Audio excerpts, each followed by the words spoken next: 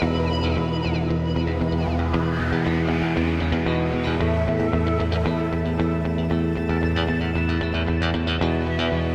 right, so I think that this presentation is really timely and really fits in well with the other presentations that have happened here today. I think it's really cool. I was just telling Doug and the others that God really planned this day. This day was really anointed. I feel that all of the topics, there's a lot of overlap, and there's a theme that's embedded throughout everything that's been said today about God's plan for us, God's plan for our sexuality, and what happens when we deviate from that.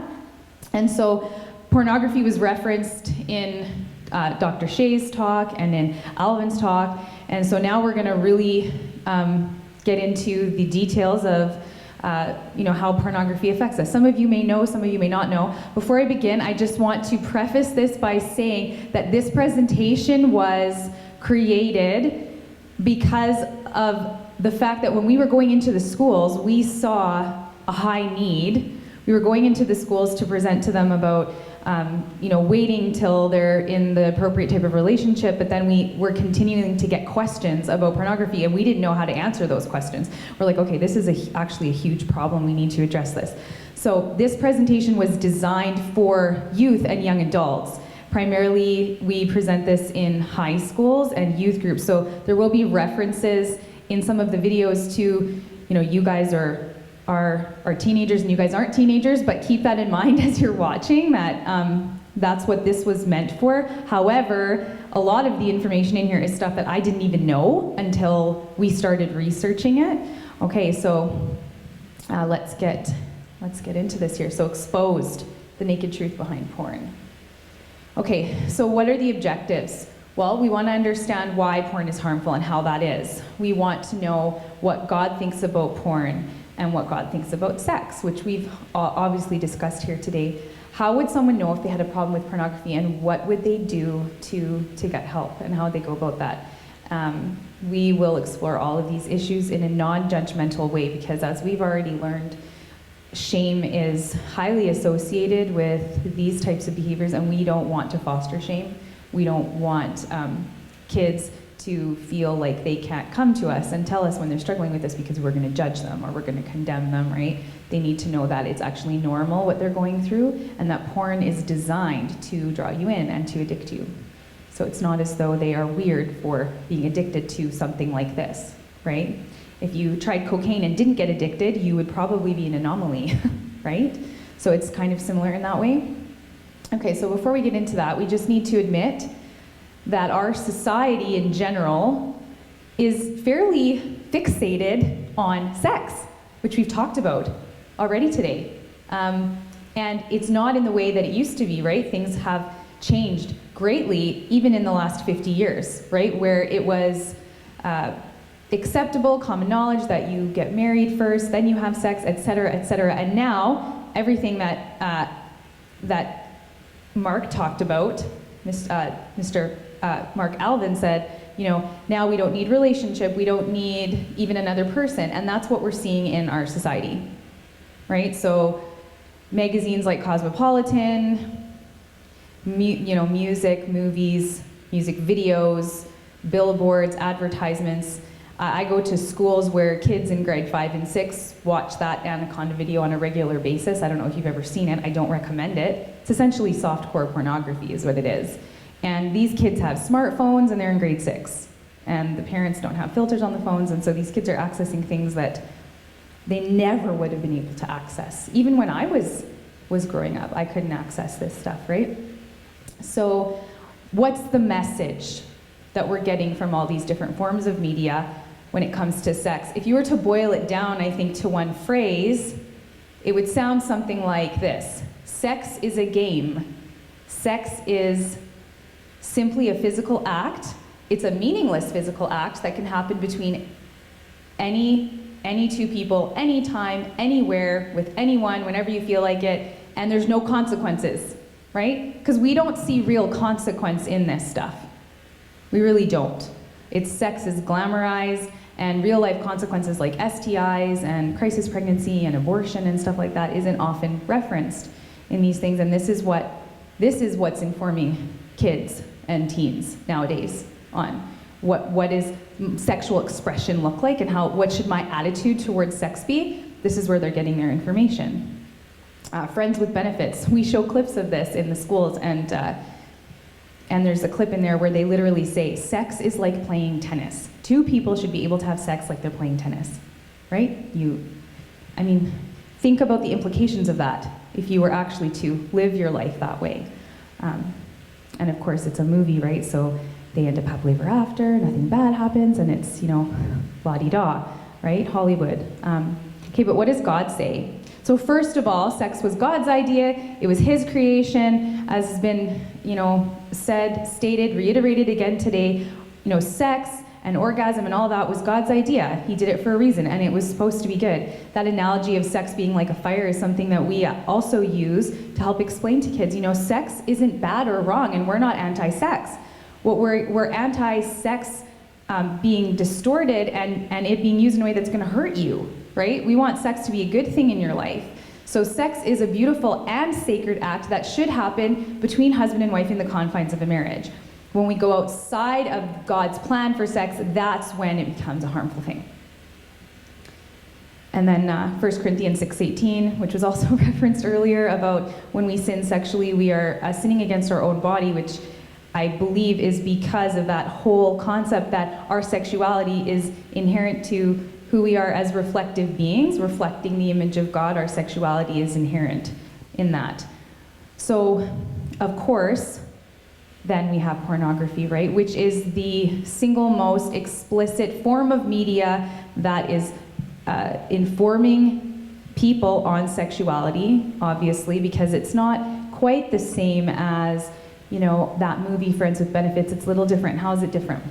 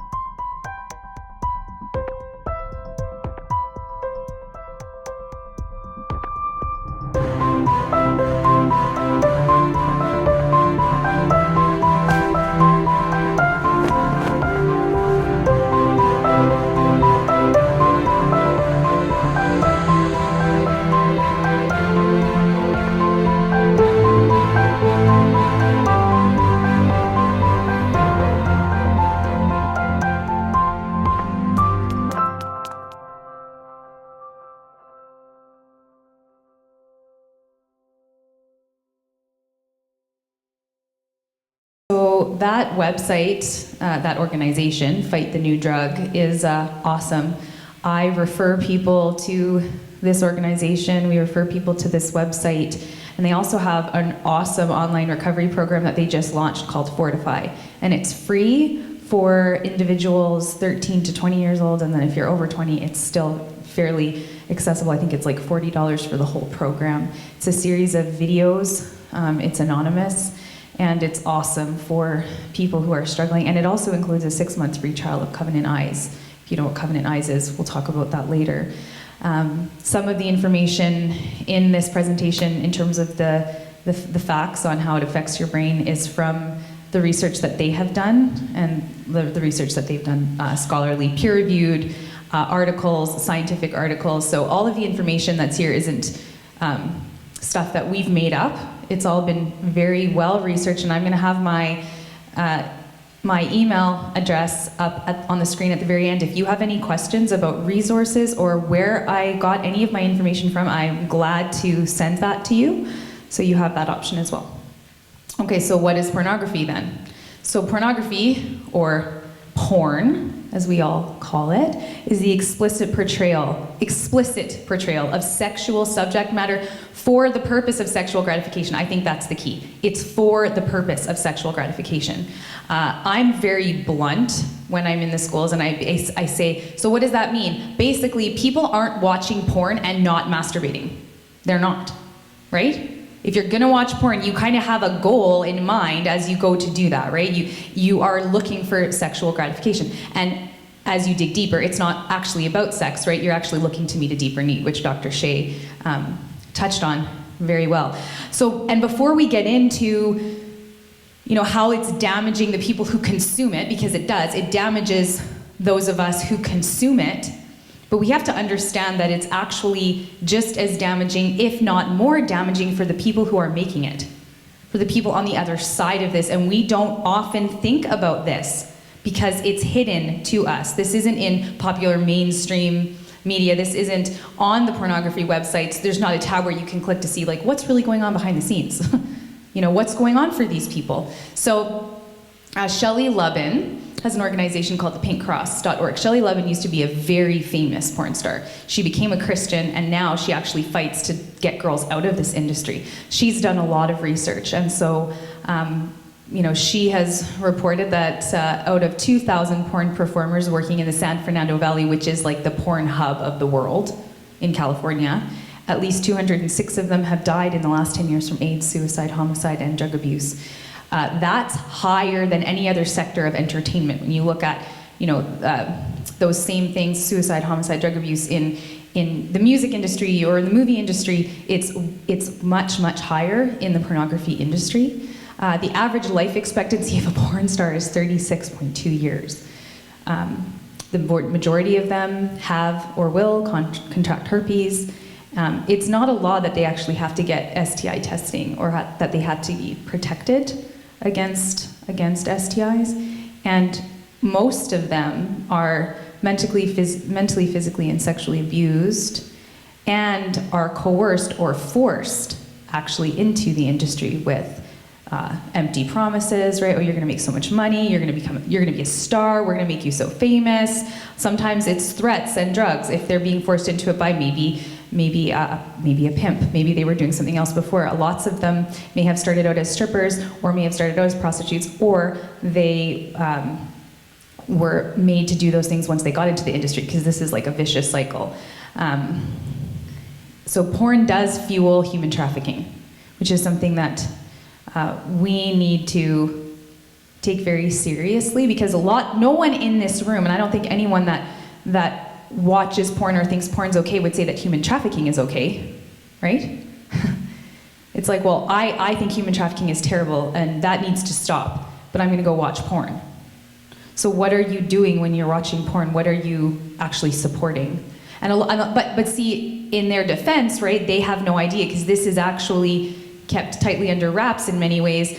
And thankfully, we have organizations like Fight the New Drug and Rescue Freedom and lots of other human trafficking organizations that are trying to get this awareness out there.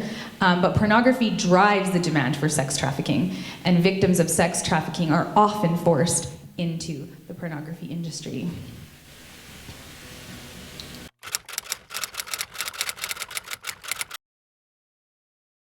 Pretty shocking, isn't it?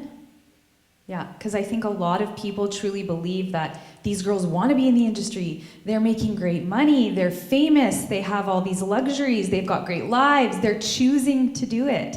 It's their choice, right? I think a lot of maybe not people in this room, but a lot of the people I talk to have no idea what's really going on. Okay, so Victor Malaric, in his book, The John Sex for Sale and the Men Who Buy It, said if prostitution is the main act, porn is the dress rehearsal. And that the natural outcome of pornography is a culture of commercial sex and sex trafficking. It's a logical next step. Okay, so what does God think about this? This is interesting because it's not as though the Bible speaks specifically about pornography.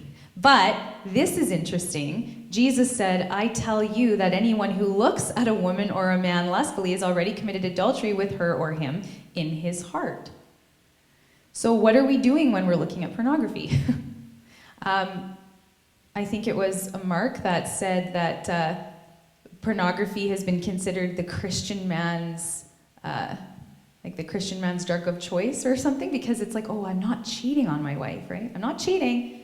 But then I always say to people, so if a woman came into your house, if a married man were to have another woman come into his house and do a striptease in his living room right in front of him, how would his wife feel about that?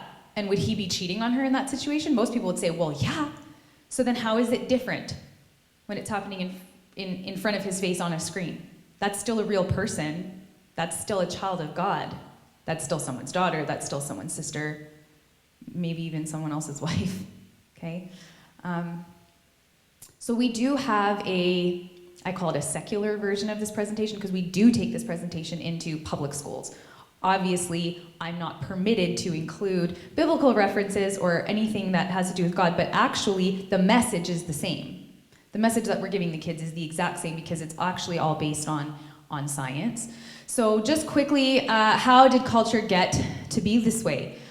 Really, technology has made pornography super accessible. So in 1971, we had VHS tapes, right? So video rental stores, I don't know if you guys remember this, but remember the video rental stores? They'd have the little special private area that you had to be of the age of majority to even go into that little room.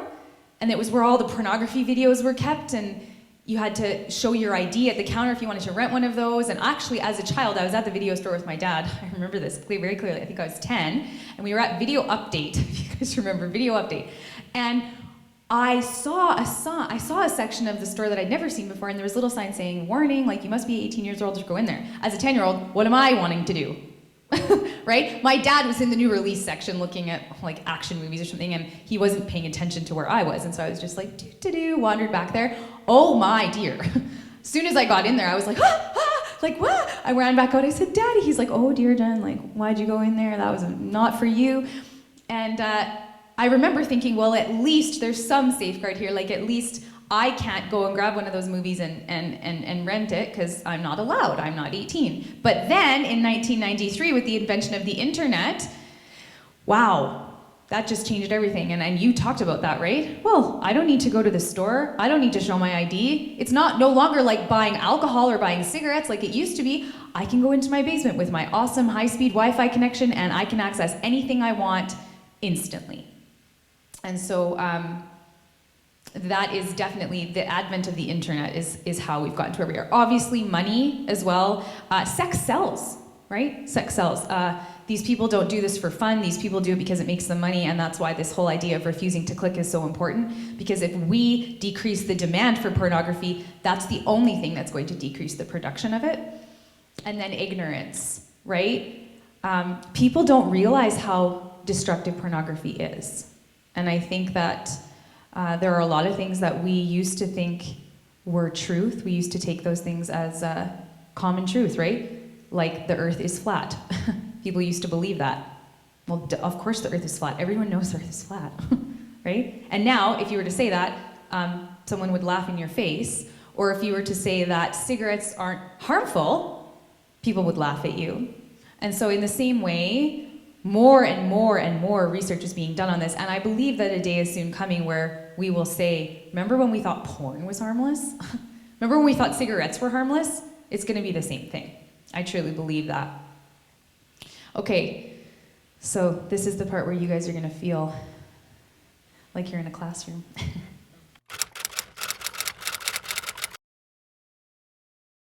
average age for exposure has actually gone down, and you mentioned that it's closer to 8 to 10 years old now. So by 11 years old, it's almost guaranteed that most people have at least been exposed. And there's a difference between exposure and viewing. You can be exposed to something without having sought that out or having wanted to see it, right? And we have to remember that 11-year-olds, 8-year-olds typically aren't waking up in the morning, eating a bowl of Honey Nut Cheerios, and then saying to themselves, now where can I go find myself some good old porn?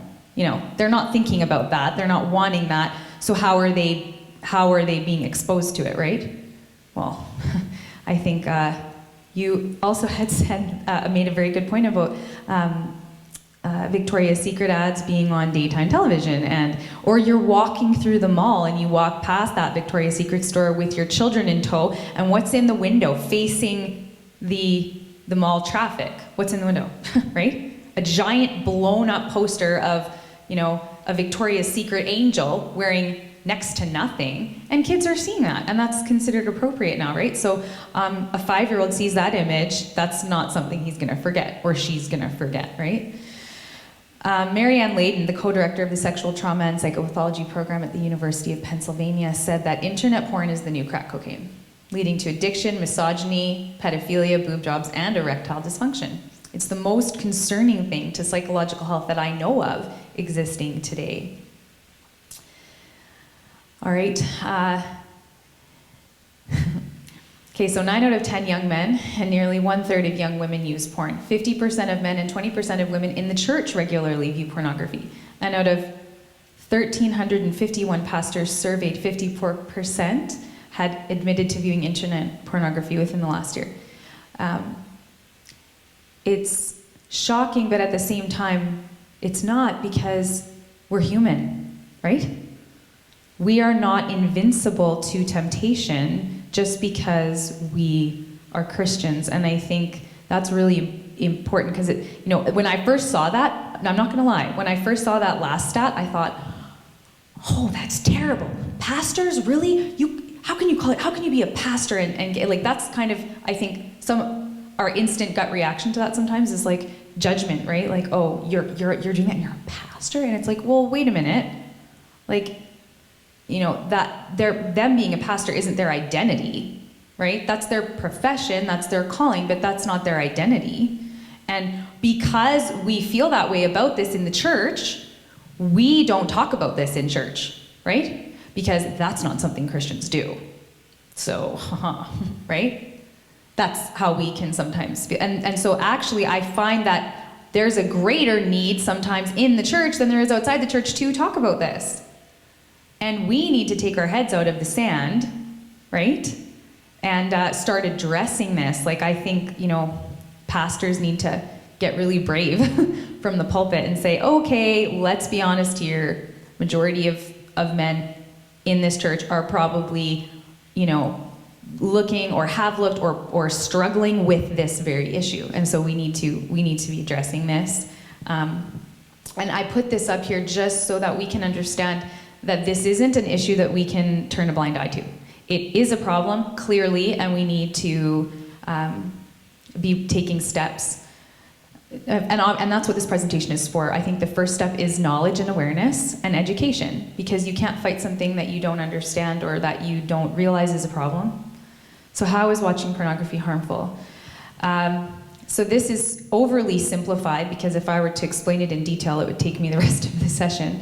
But basically, what happens with porn, just like any drug, okay, is you're taking it in and your brain is being overstimulated to release high levels of naturally occurring hormones, dopamine being the primary one, okay? And over time, this can lead to damaging and shrinking and rewiring, actually, of the frontal lobes, which Dr. Shea explained, right? What happens in the front? That's our logic, that's our reasoning, that's our self-control, right? That's our ability to say no to the other parts of the brain that are telling us to just go for it. It can lead to something called hypofrontal syndrome, which is characterized by impulsivity, emotional instability, impaired judgment, and the symptoms are very similar to people who are addicted to drugs, who've had stroke, people with PTSD.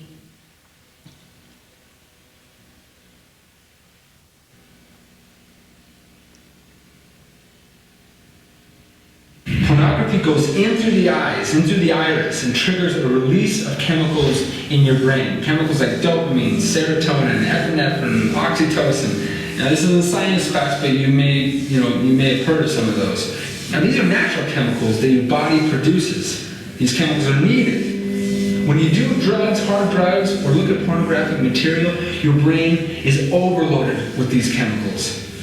After you keep looking at porn, your brain gets used to those high amounts and builds up a tolerance. Those same images that once gave you a rush don't have the same effect anymore. In order to get that same rush, it not only takes more of it, but it also takes a more hardcore version of it. Your brain becomes dependent on that rush of chemicals and literally rewires itself to think that that's normal, and so you cannot function without it. That is addiction. The same process happens with cocaine and heroin. They can't stop. Okay.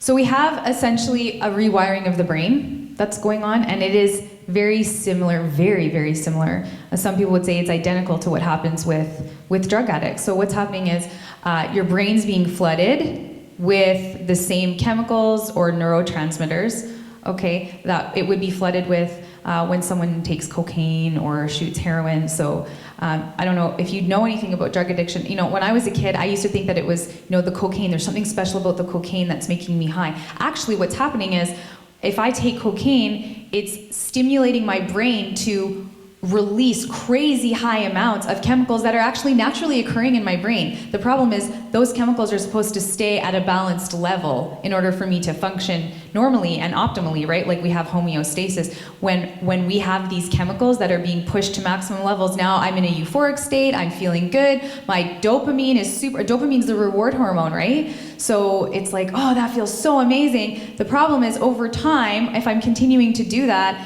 now the unnaturally high level, that becomes my new normal. So when I slip back down into what was my original normal, what does this feel like to me now? Is it feels like a depletion.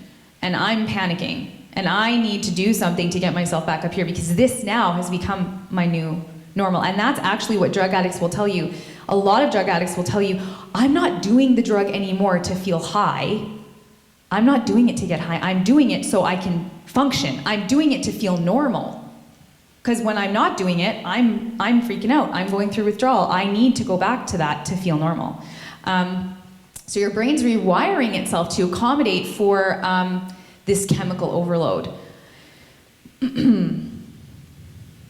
Okay, so what would some of the behavioral effects be of someone who is addicted or struggling with pornography? So people who are dealing with this will often isolate. In fact, all of these symptoms are common to addiction in general, except for the sexually objectifying people. That wouldn't apply to all addictions, but the rest absolutely would. So we have isolation, we have neglecting other areas of one's life because they are prioritizing their addiction. We have secrecy, dishonesty, lying, and that is to, I think, protect the addiction, but also because of the shame, right? You don't want to admit what you're struggling with. And I have personal experience with close people in my life who struggle with addiction, and they lie a lot. And whenever I catch them lying, they'll say, I was just so ashamed for you to find out what I had been doing. That's why I lied. And I always say, well, your lie actually hurt me more than what you did, right? Because now I feel like I can't trust you. And they're like, I know, but I didn't want to let you down. Like they're afraid of disappointing you, in many cases. And so that if they're close to you, and that's why they'll lie. So specific to any sexual addiction, we have objectifying people. So seeing people not as people, not as, I wouldn't, if I'm addicted to pornography, I'm probably not going to see someone that I find physically desirable. I'm not necessarily going to see that person as a holistic individual with a heart and a mind and goals and dreams and a future and someone who's precious and created and in God's image and loved. I'm probably just going to see them as an object of lust, as an object of my desire, and what can I get from this person, and now it's becoming a lot about me. And so it's actually very much devaluing a person and seeing them as an object rather than as a human being. And then with any addiction, you have increased likelihood of engaging in other addictions. So it's not uncommon for people who are caught up in one addiction to start going to other behaviors. Like if someone is feeling guilt and shame over their pornography addiction, then they would potentially be more likely to start drinking or something like that. So we have increased likelihood of engaging in other addictions and or risky or self-harming behaviors. And this information comes from a book called The Porn Trap, which is listed there at the bottom. But again, I can provide these. So it is as though we have devised a form of heroin, which is usable in the privacy of one's own home and injected directly to the brain through the eyes. And that was said by Dr. Jeffrey Satinover of Princeton University when he was actually doing a presentation on porn's effects to a US Senate committee. And that's what he said about that. And I have to say that I think that's a very apt description of what pornography is and what it does. So what would be some of the social effects? So behavioral and then social, our relationships with others, right? How is this affecting those around us?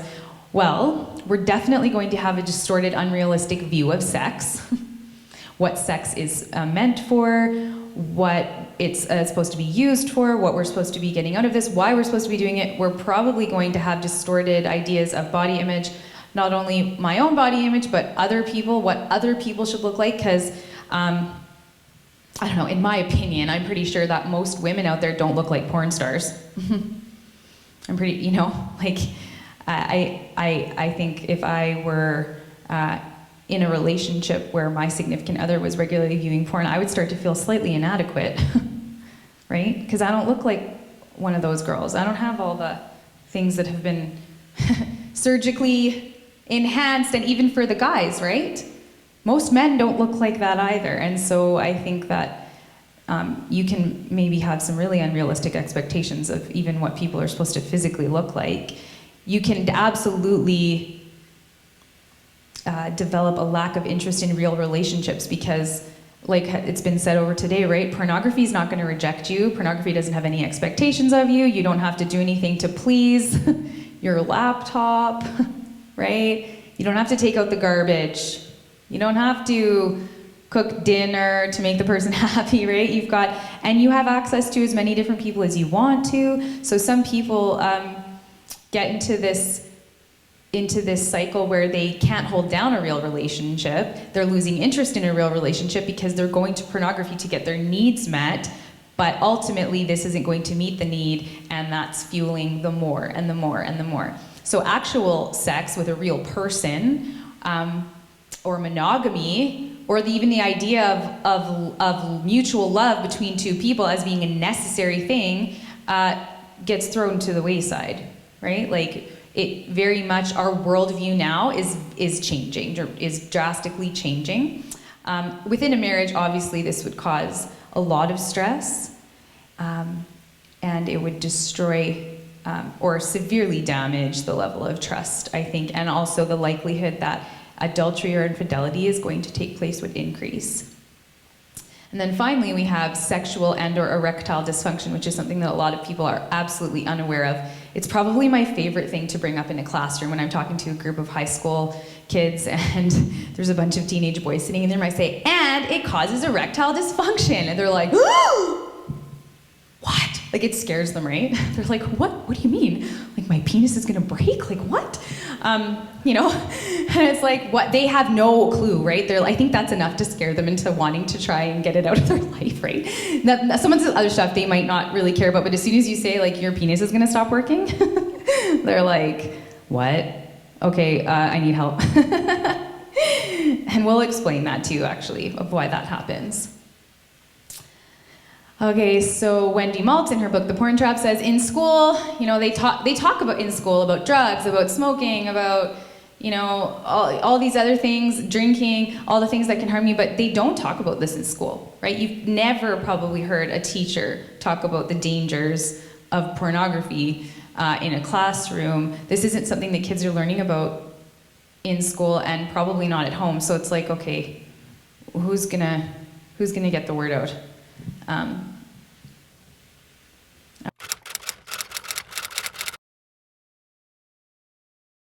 So if a female is addicted to pornography, she may no longer be able to find herself able to get aroused when she's with her husband in an actual situation where sex would be a real encounter. So there are actually a ton of websites. If you were to just Google this, if you just were to Google porn-induced sexual dysfunction or porn-induced erectile dysfunction, if you were to Google that, oh my goodness. Websites and forums and blogs and forum after forum, guys, young guys, like 18 to 35, writing in, oh my gosh, I don't know what's going on. When I watch pornography, I have no problem obtaining an erection. No problem at all. When I'm with my girlfriend, nothing. When I'm with my wife, nothing. And it's not that I'm not attracted to her. It's not that I'm not attracted to her. And so when you think of drugs like Viagra, right? Would Viagra work on that problem? Probably not. And it doesn't. Because it's not a problem with your physical anatomy. It's a problem with the wiring in your brain. Because your brain is actually the biggest sex organ in your body. Your brain is what's releasing the hormones and the signals and what's firing to your physical parts to say, hey, okay, let's go, we're ready. So if your brain has associated that strictly with pornogaphy, you can do that all you want with your laptop, and in the absence of that, now you find yourself in a really down, that's really not a good situation, right? I think in a marriage, that would be fairly problematic, okay? So this is not a hopeless situation. It's not something that's irreparable or something that people can't recover from. They can recover from it, but there are concrete steps that need to be taken, and the first step is cutting out porn. And actually, if you found this whole episode of Dr. Oz online, he goes on later to say cutting out pornography and then actually even cutting out masturbation for a time as well, and allowing your brain and your body to reset itself. Interestingly, it actually takes the younger guys longer to recover from this than it takes the older men, because the older men have been, initially their addiction started with different sources of pornography. So when you're looking at Playboy magazine, for example, and you have that image, it's actually different in how it's affecting you than the high-speed internet. I can click here, I can click here, I can click here. So you're blasting yourself with this high-speed, constantly changing these images, to the point where if you are addicted to internet pornography as opposed to if you were addicted to like magazines or something, you're actually going to recover from that faster. They did an experiment, and it's on TED Talks, if you look it up, where they took a bunch of people, a bunch of males who were addicted to pornography from the ages of like 18 all the way up to 50, and they implemented the same recovery tools and methods with all of them, and it was actually the older men who had been not so much into the internet pornography that actually were able to recover faster from the erectile dysfunction, because the connections that had been rewired in the brain as a result of the high-speed internet porn, because really, I mean, you have, it's instant, it's on demand. It's like, okay, I'm bored of this now, okay, I'm gonna go here. Okay, this is like too softcore, I want this now, I want that, and it's just like, is this making sense? Yeah, so it's actually ingrained more with the internet pornography, and this gentleman talks about that later in the video. Okay, so I put this up here just as an example for some people who still maybe say, Jen, I don't believe you. I don't believe this is such a problem. There are so many books, articles, websites, people, doctors, psychologists, scientists, researchers who are discovering the harmful effects and what it's doing to people. So I was like, wow, look at all these books. And this is just a snippet of, but we don't see, most people wouldn't know about these things unless they researched it. They'll just, they'll just go online onto certain websites and watch what they watch, and they don't realize that this stuff even exists. This is a testament, evidence of the problem that we have. Why are all of these books being written? Why do we have organizations like Fight the New Drug? Okay, so the bottom line in all of this is that porn hurts everyone. It hurts people who are involved in the production of it, it hurts people who are involved in the consumption of it, and it hurts the people who are even involved in those people's lives. So you're consuming pornography, it's not just hurting you, it's hurting the people around you as well. It's affecting your relationships. So God's plan for sex is that it would bond together a husband and a wife, and that it would be for them alone. That would be the most intimate expression of love, and that it would be for physical pleasure and for procreation, which was already stated. With pornography, if you were to personify pornography and say, pornography's plan is to make sex a casual, meaningless activity, that it's physical and not emotional, that it can be done alone, right? It doesn't necessarily require another person. My first sexual encounter as a child growing up in this generation, if I'm 14, 15 years old, it is very possible that my first sexual encounter may be with my computer and not with a person. Women, and often men, are made to be sex objects, and the sexuality is exploited, debased, and deviant. In other words, we have child pornography as the fastest growing online kind of black market industry in the world.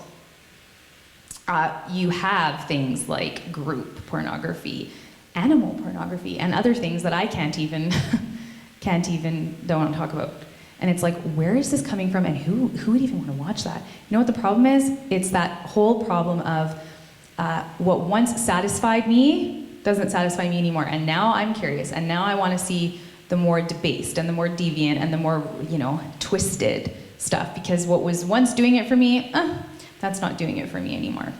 So sexuality is being very, very, very twisted because of this. I really like this. This infographic from Fight the New Drug. Porn can't kiss you, it can't hold you, it can't cry with you or laugh with you, it can't start a family with you, it can't love you, and it can't grow old with you. I think that's really key, because a lot of people, when they are turning to pornography, they're trying to meet a deeper need, right? Dr. Shea talked about that soothing and that comfort. They're actually longing for connection, is what they're longing for. And if they aren't getting it, they might turn to pornography, and now they have a false connection that they're being deceived, truly. But pornography actually can't meet the deepest needs of the human heart.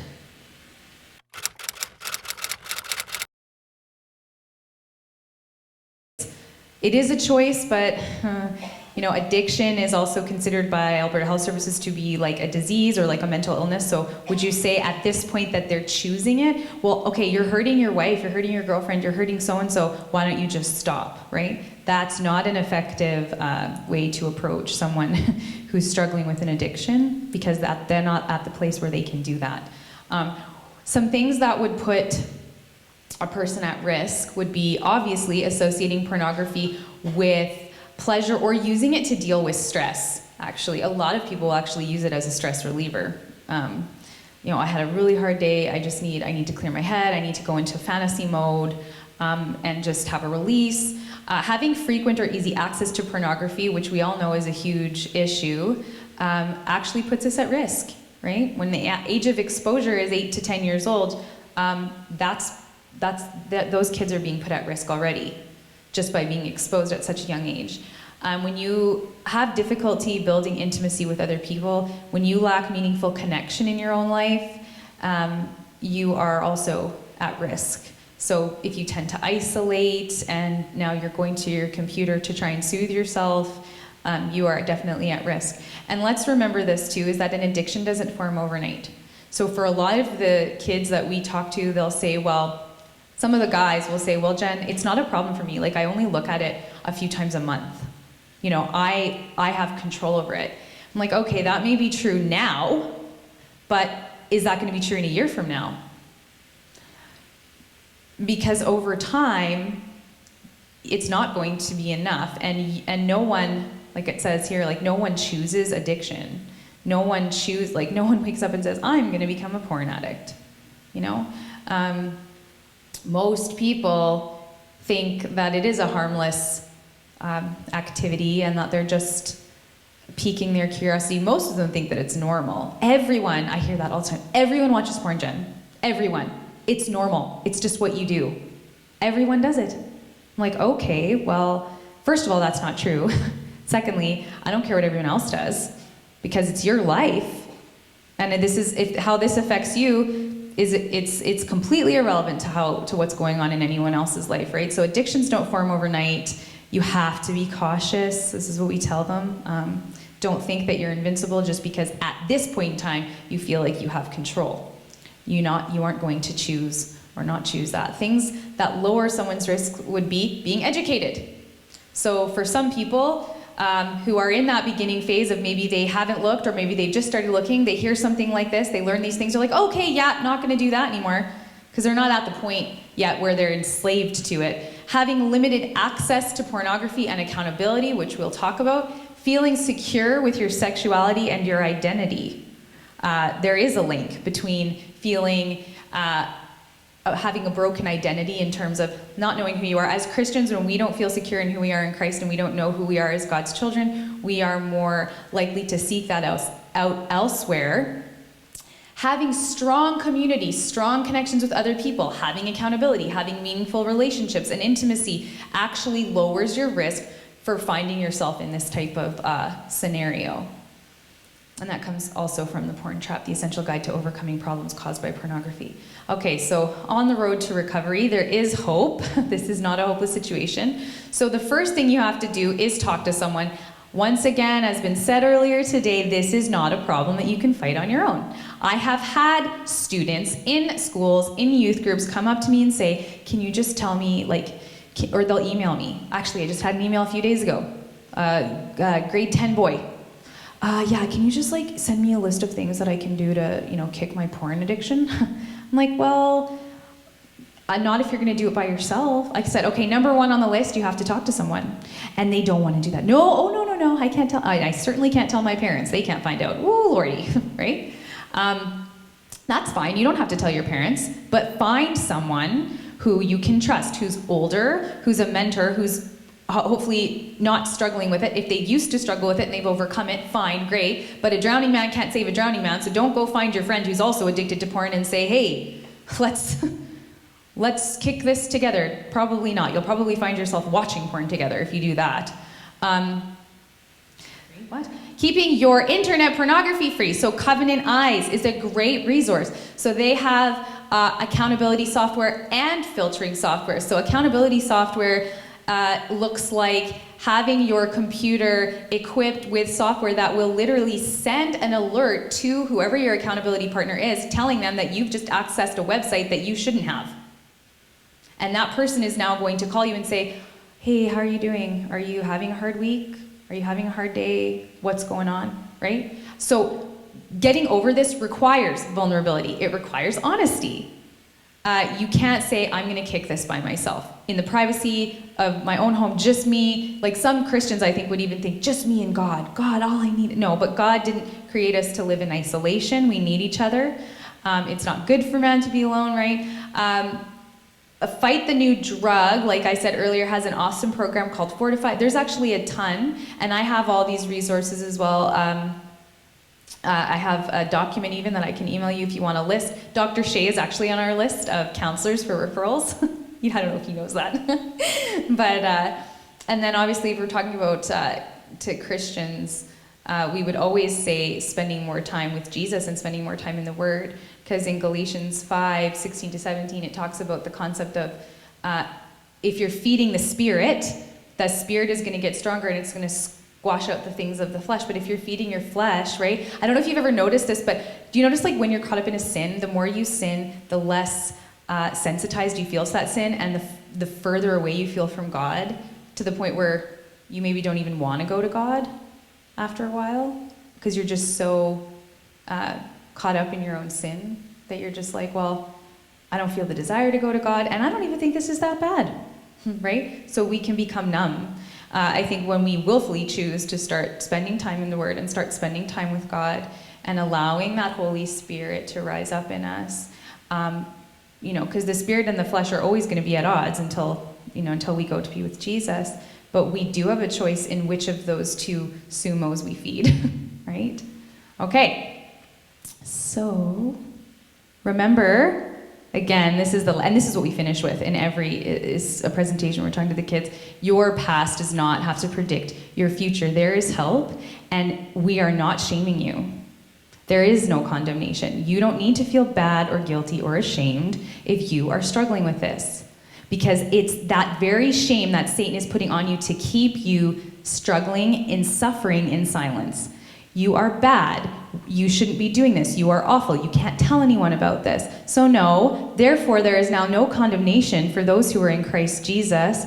Jesus isn't there to point the finger and to shame us and to judge us. He's there to love us back to himself. So God's mercies are new every morning, Lamentations, and there is help. There's lots of help available, but you have to be willing to take the first step and talk to someone.